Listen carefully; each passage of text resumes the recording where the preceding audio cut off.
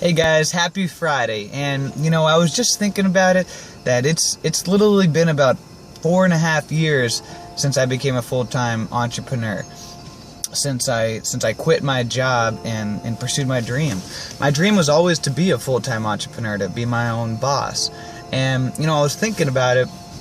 I worked at a job for 3.5 years before I decided to quit my job and go full-time. And when I was working at this job, I was building my business on the side, and every single year I would always tell myself a really good excuse as to why I should continue working at this job, and why I shouldn't quit, and why I should just stay at this job and continue to work there rather than to pursue my dream. I always had all these good excuses of, the security, the benefits. But really, there is no security in unhappiness. And I was very unhappy because I wasn't following my heart. I wasn't following my dreams. And as I was building my business at this job, my business grew and became more successful. And it got to the point where it was literally insane because I was losing more money by staying at this job than I was by quitting and going full-time building my business, because I had to turn away business and I was losing business. But I was just so paralyzed by fear that I couldn't make that decision to make the jump. And I would always say, okay, this is going to be the year that I'm going to quit. This is going to be the month that I'm going to put in my 2 weeks notice. And then I would go in and say, today's going to be the day that I put in my 2 weeks notice. And then, oh no, you know what? Not today. You know what? My boss is busy, and I got this thing coming up next week, and maybe I should just save a little bit more money in my bank account first. And I had all these great excuses.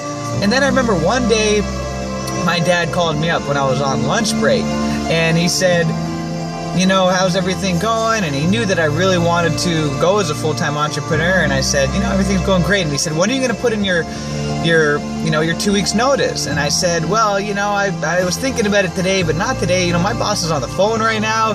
He's had a stressful day, and I don't want to bother him. And he said, well, what about when he gets off the phone? Just tell him then that you're ready. And I said, I think I need to save a little bit more money in my bank account, and I got a mortgage to pay, I got bills to pay, I got all these obligations. What if it doesn't work out? I mean, what if I leave this job and I go to do my business full time and it doesn't work out and I lose all my money and I lose everything? And I'll never forget what he said to me. He said, what if it does work out? What if you do succeed?